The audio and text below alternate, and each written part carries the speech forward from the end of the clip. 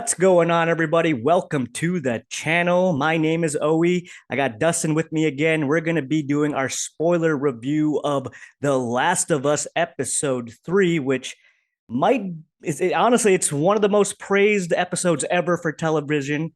And at the same time, it could be one of the most controversial episodes of television, depending on how you look at it. And if you're a fan of the game and show and the contrasts and the deviations of the source material or whatnot. We'll just get into it. My overall thoughts before we get started and breaking down the episode is for this review, I'll be the villain. I'll be the villain.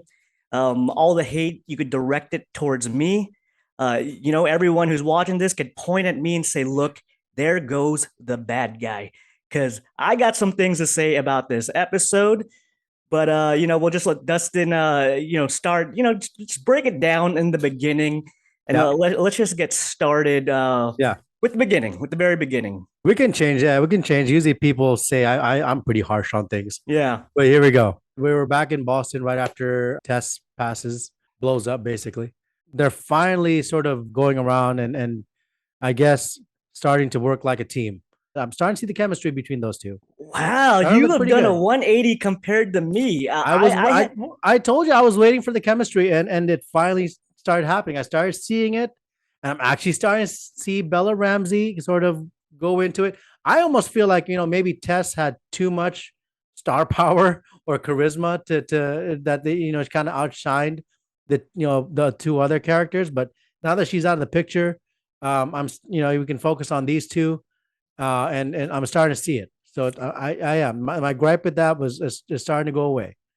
Um, See, for me, you were really harsh on Bella Ramsey, who plays mhm. Ellie, last episode. Yeah. And looks like you're coming around on her, not me. I've grown to dislike her even more this episode. Okay. She's so standoffish with Joel so far. Like in the beginning scene when Joel shuts her up before he thinks that she's going to apologize for what happened to Tess and she kind of snaps back at him. I Mm. was like, oh, God, this Ellie is so much more different than what I'm used to. She's less likable, in my opinion. Mm. And man, yeah, after what she told to Joel, like, I'm not apologizing for shit or whatever. If I was Joel, I would have left her ass right then and there in the forest. I would have been like, see ya, I'm out. But he just sucks it up and takes it because she gives it Yeah. to him. And yeah, this version of Ellie, man, like there's moments where she shows like hints of being like a naive teenager, but she's just too much of an asshole for me. And I think this episode was a missed opportunity because it deviates from the game a lot. But we could get into that in a little bit. But I liked it. So yeah, and then they're running around. They've gone to Cumberland Farms to get some supplies. yeah. And Joel's kind of doing his thing. Ellie wanders off into the little supply cabin area where she stumbles upon the zombie, right? In the Yeah, wall, the infected. infected. She went over there and started cutting the guy's forehead, right? Yeah, it was like a sadistic scene. Like there's some Yeah, darkness to this Ellie. She just starts cutting off the making a little forehead. Yeah. cut to see the inside of his head, and then ultimately she kills him, which I did like that. Like it I shows that. did notice there was a nod though, and I was going to ask you about that. There was a simple, if there was a split second where the zombie kind of looked at Ellie and nodded, as in, "Yeah, please kill me," and then she did it. And I don't know if you know anything about that. There's always like that inclination that is there a little bit of someone left in these infected? Because remember in the beginning of the series, the guy who was talking about how fungi works, Mm-hmm. they say they don't really want to kill the host that they're taking over because they don't want the body to completely decompose. So maybe some small part of the brain, there's a little bit of the human left in there, which would be the most saddest thing ever.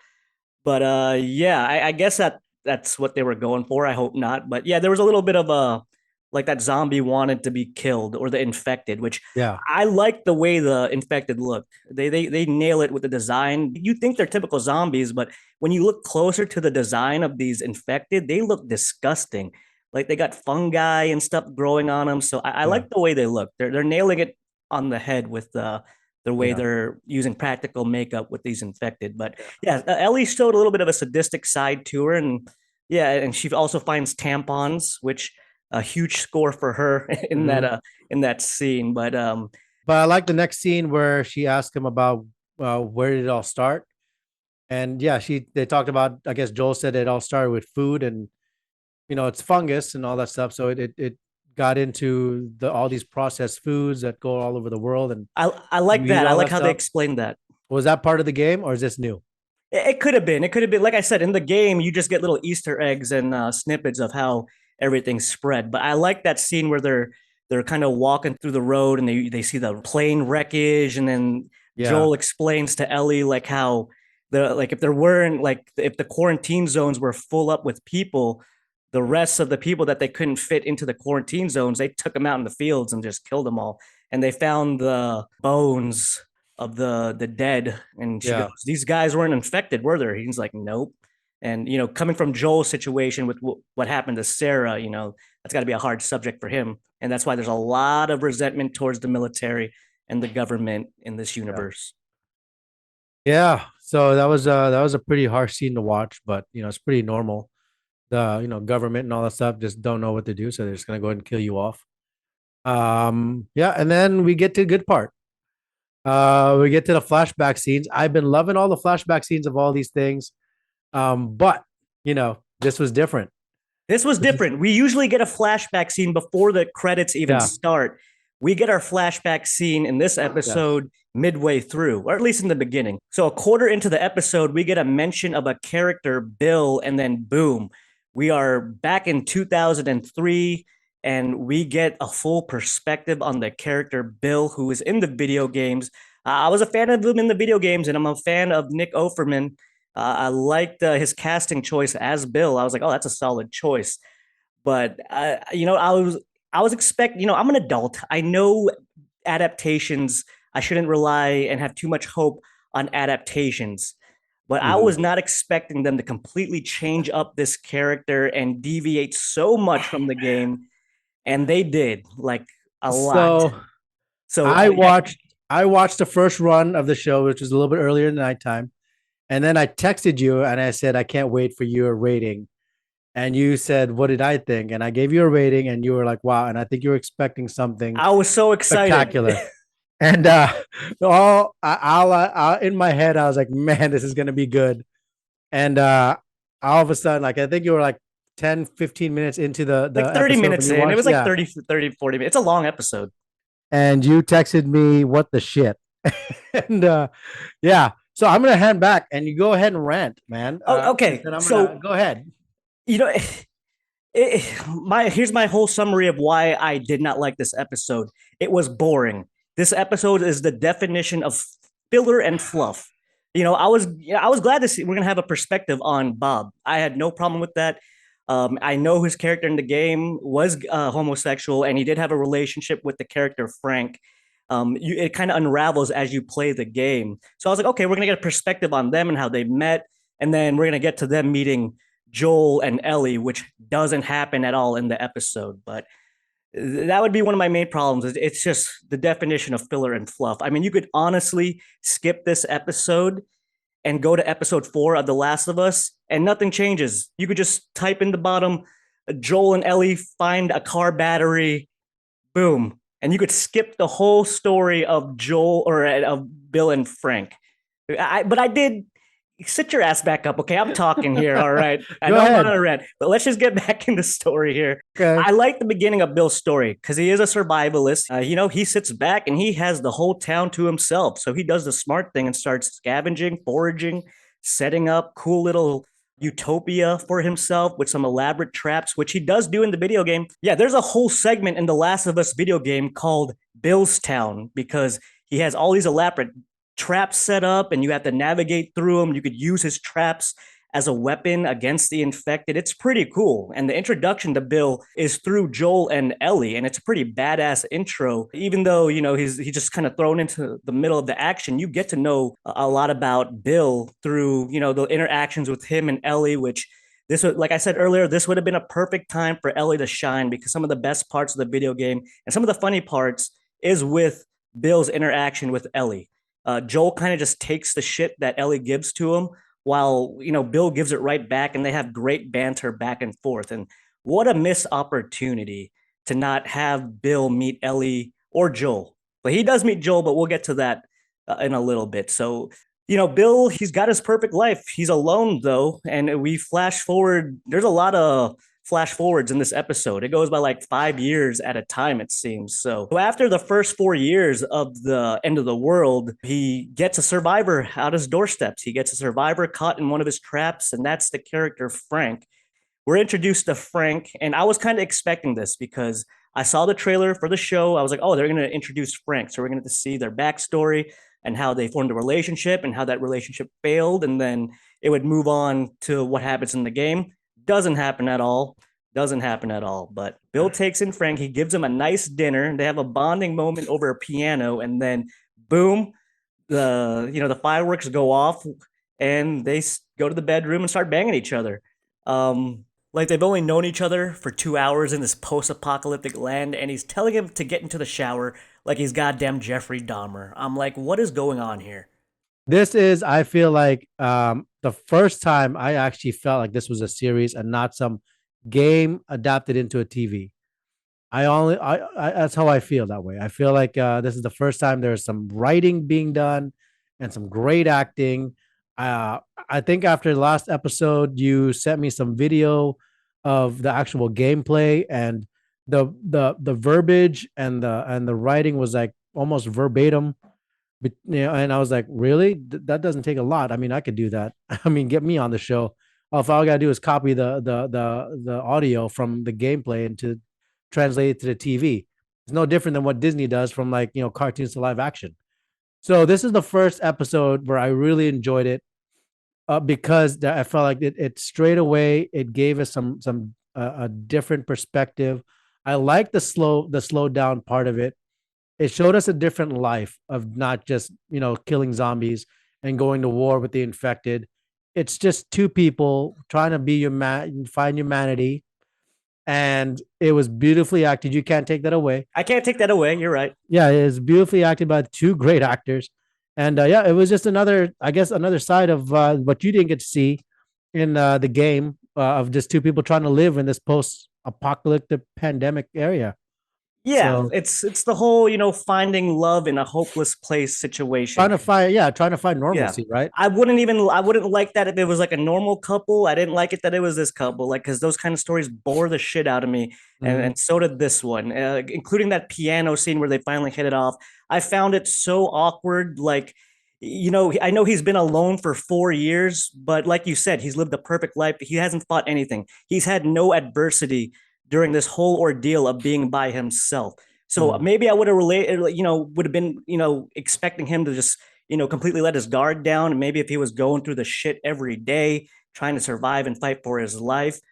But when he's playing the piano and Bill starts breaking down crying, and then Frank, is like, okay, get in the shower. And then boom, they're having a love scene, which was, I'll say it's probably the hairiest love scene Yeah, I've ever that's some seen. grizzly. That's some grizzly people right there. I've A lot of seen grizz. Yeah, a lot of grit. I've seen less hair in like nature documentaries. It was a very hairy love scene. But Yeah. after that awkward scene, which like I said, I would have believed it more if they built up them, falling in love. It was kind of just instant boom, they're in bed, and then we get another flash forward scene where they're kind of arguing. And I thought, okay, this is where it's going to get interesting because this is where we're going to see the relationship break down. And when Frank ultimately leaves Bill, because Bill. that happens in the video game. You learn in the video game that they were partners, and Frank leaves because Bill refuses to like leave his little safe zone. Frank wants to explore, and Bill's ways are just way too strict. So I thought we were going to get something around those dynamics, but no, it just keeps going and going. They're having tea parties, they're eating strawberries.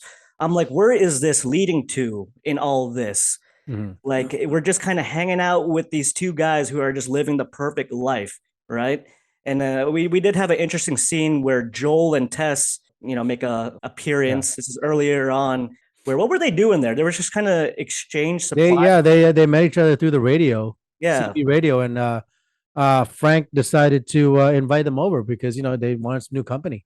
yeah. So it just happened to be Joel and Tess coming over, and it was interesting about that they got to meet each other that way.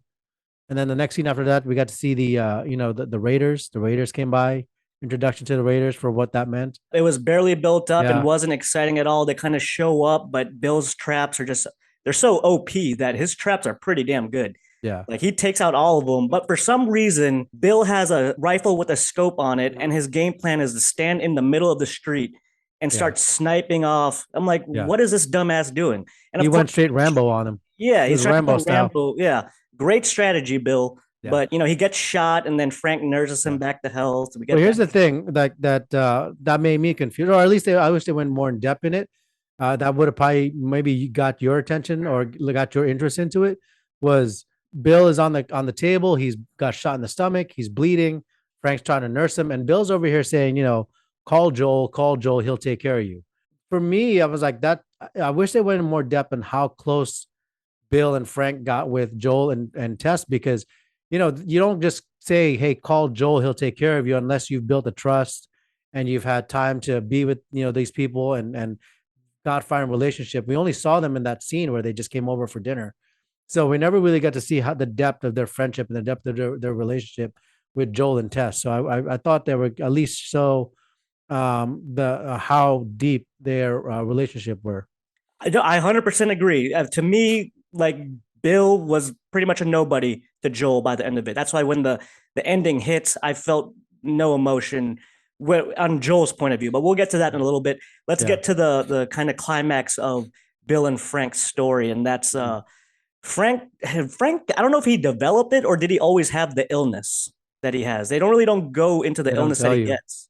Yeah, they don't really tell you. They don't really tell It you. just flashes back. It's like it's a 3 year jump Yeah, between it 20 just keeps years. going forward and forward in time into the Mm, relationship, into this apocalypse. And Frank has an illness where he's dying. mm, He's dying, and this is the scene that did I was invested in because it was great acting, and I did have some great empathy for um, Nick Offerman's acting. The yeah. way Frank's character is pretty much telling him like, "Hey, tomorrow's going to be our last day together. I can't live like this anymore." So just seeing Nick Offerman's acting as Bill, seeing the person you love most tell you like, "Hey, tomorrow's my last day here. You're gonna treat me to a good day, and then that's it." Mm, And the acting by Nick Offerman, I got to give him credit where credit's due. That was some great acting, and I was invested in that scene a lot. But it took a lot to get there. It took a lot of fluff and filler to get to this scene, mm, which they do have that a little montage mm, at the end, a little hallmark montage, I like to call it, where yeah. it shows them strolling down the street. They get married. They put the ring. It's got the sunset in the background with the sad music, which Beautiful. music they lose. Beautiful. The music they used was the music from the game. So I respect Oh, that. okay. But I felt like this was all like I enjoyed the scene where right before this little montage before the dinner scene where Mm. I mean I thought it was emotionally manipulative. I was like, ugh.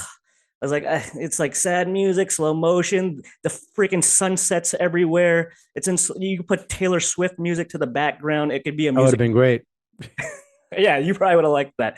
But then we get to the dinner scene where Frank thinks this is his last dinner with Bill, but Bill ends up joining him. He Yeah. takes a bunch of pills that he says is enough to kill a horse, which means, Bill's going bye bye with Frank. And, Frank's like, let's go to bed. I want to die in your arms. And the last scene of them is Bill wheeling him off in the wheelchair, and boom, they have, uh, you know, an exit from the world Mm, together, which that I was okay with Frank dying. They're deviating from the Bill Frank storyline from the game. I was like, okay, they're killing off Frank. We're gonna mm, get this version of Bill who's more hopeful because Bill in the video game, he's an asshole. He's a bitter asshole because Frank left him.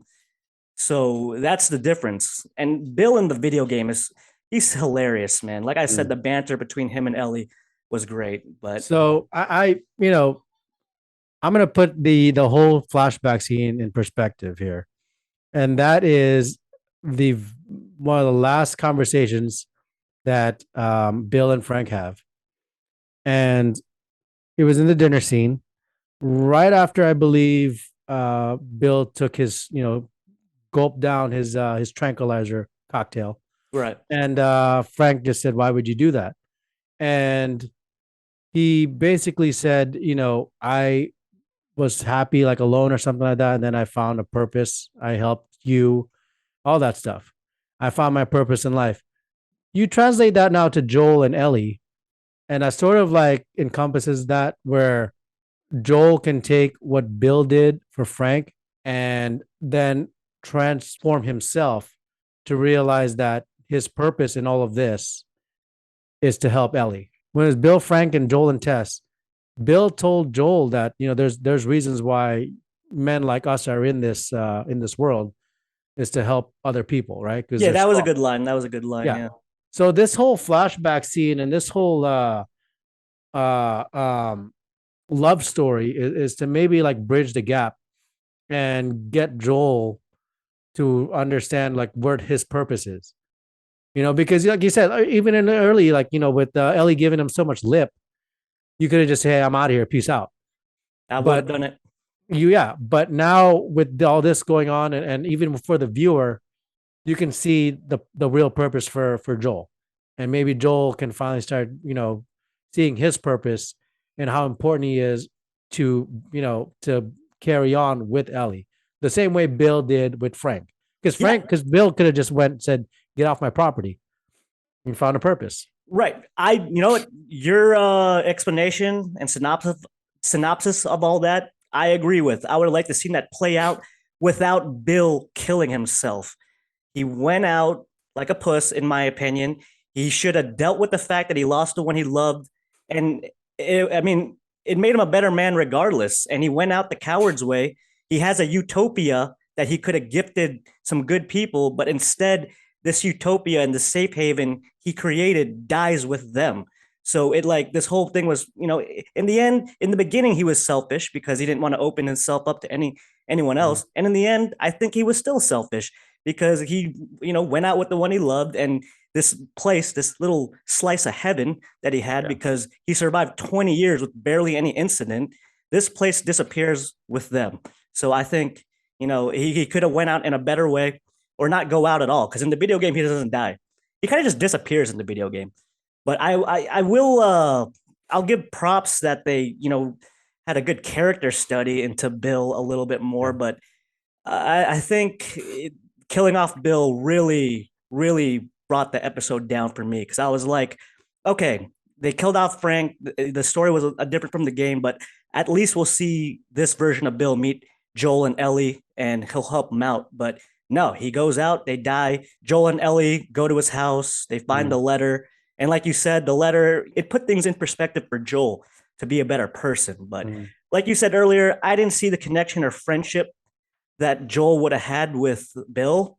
Mhm. So, like in a span of 20 years, what they met up once or twice. Like, who is he Well, to Joel? that was what we were shown. So I was hoping that they were going to show us more of how they're what had developed. Because again, if you're calling for someone to take care of your partner, your loved one, that means obviously they have a deeper relationship. But we weren't shown that in the show. Um, yeah, we also the other thing I wish they changed was Joel opened up that door so we got to see two dead bodies. I don't know, something like that. That would have been cool. I like the way the episode ended with the window. It zooms out right before you could see the bodies. Like, all right, that was like a little nice touch. I like that. But yeah, killing off Bill was a huge negative for me. I don't think so. Yeah, I well, for liked it. me, they skipped a lot. They skipped a lot of badass moments that happened in Yeah. the game, and they're going That's straight. that's They're going, why. That's why I liked how they killed him because you just said it right there. They skipped a lot of badass moments, but I think we should really just focus on Joel and Ellie, and because Nick Offerman and the character Bill probably would have taken away again the same way I feel maybe Tess took it away from Joel and Ellie, and we would have been like, man, I want to see more of Bill. But now, he's gone. We can once again focus our attention on Joel and Ellie. So I mean, you said it right there. There's a lot of you think that there's a lot of missed opportunities for badass moments. I think those yes. badass moments would have maybe again like diverted our attention from what's really important. No, I like on it like before Bill decided to kill himself. I was like, okay, we got rid of Frank. It's the end of the episode. The next one will probably get him finally meeting Joel and Ellie. And I would have loved to seen, as much as I shitted on this episode, I would have loved to seen this version of Bill interact with Ellie and Joel. Because, like I said, this version of Bill is completely opposite of the last one. This Bill lived a good life and had a happy ending. And it'd be interesting to see the dynamic of a Bill who lived a fulfilled life and met someone he loved and is bringing that to a new world. That positivity. That could have been a good way to show you know the whatever goodness Frank brought in him, and he could pass that on to Joel, other than a suicide note. It's Mm. like, oh, I found the one I love. I couldn't live anymore, so I killed myself. So that's what it was for me. And like I said earlier, this episode was filler. This episode was filler because you could delete the whole storyline of Bill and Frank, and all you need to know is Joel and Ellie found tampons and a car Mm. battery, and they're on their way to Philadelphia. That's really all you need to know by the end of the episode, in my It's opinion. yeah, it's a little bit of filler. It's a bridge type of episode, but I think it's probably gonna go down as probably one of the more memorable episodes of the series. Because what's next after this? We're just gonna go back to Joel and Ellie walking in the forest, Lord of the Rings ish, you Yes. know, um, trying to fight off some clickers and some raiders and all that stuff. So this is probably you may hate it, but I'll probably gonna be more of the more memorable and likable episodes for me. Again, as a non-game player. So See, if Bill and Frank face a little bit more adversity in this episode, mm, maybe I would have been a little bit more interested, but they had an easy life, and all it was a love story that dragged on and on and on. You could have cut 20 minutes from this episode and still, got the overall message that it was trying to convey. But I was bored out of my mind. Bored out of my mind. I uh, I would have switched it up with what I said earlier. I would have added another scene or two of Bill and Frank having another meeting with Joel and Tess, just so we see how deep the relationship is. or maybe the Raiders maybe built up a little bit more between like that Raiders. The Raiders will come. Yeah, they'll come. Oh, especially with Joel and Ellie. Yeah, they'll come with them. Yeah, But all right, I mean, I was massively disappointed in this episode. I was especially with what you go through in the game compared to what we were given in the show, which I accept. This is the show version. I'm an adult. I can handle it. They're not going to fulfill every need that and be loyal. I mean, what adaptation is completely loyal these days? Absolutely zero. So, Dustin, give your rating to this episode, and I'll give mine before we check out of here. I'm gonna give a solid 4. So Four I out of had a five. 2.5, 3, and now I'm giving this one a 4. I hope it continues. I hope that they stray away from just basically cutting out is copy and paste. Really, is what they've been doing from the gameplay onto the TV show. That's all they've been doing, copy and paste. You This never is a, played the game. It doesn't matter to but you. you've been showing me all these videos. Like you keep sending me videos of like the actual gameplay, and I'm like, so the actual gameplay is actually what I'm watching on the show. It's a copy and paste show. So this was the first thing, obviously, according to you, that it was barely in the game or they really went astray. I hope they keep going in this direction because again, I feel like there's some actual writing, and you cannot knock the acting of two great actors in Murray Bartlett and Nick Offerman. So I hope this continues in this sort of direction. At least every other episode, you gotta stay close to the game, I guess, right? Yeah. Yeah. I'm about to give my score, but by no means am I quitting on this show. I'm still going to check in next episode because there are more characters that, I'm not too excited for next week's episode, but I'm still interested in the show because I do want to see how they bring these other characters and how they interpret them in the show compared to the game. But please just don't bore me to death like this episode. Um, I was gonna give this episode a lower score, but the way you put things in perspective to me, I'm gonna have to raise it up from a 1 to a 1.5. I'm Wow.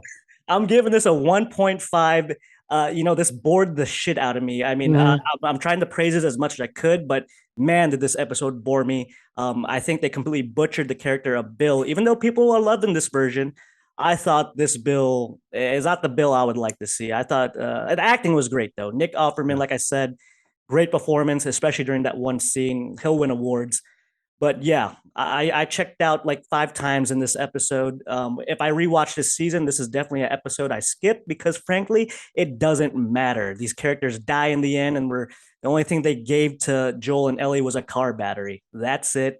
On to the next week's episode. Please I'm keep pretty watching. sure a lot of the people who were game players would agree with you.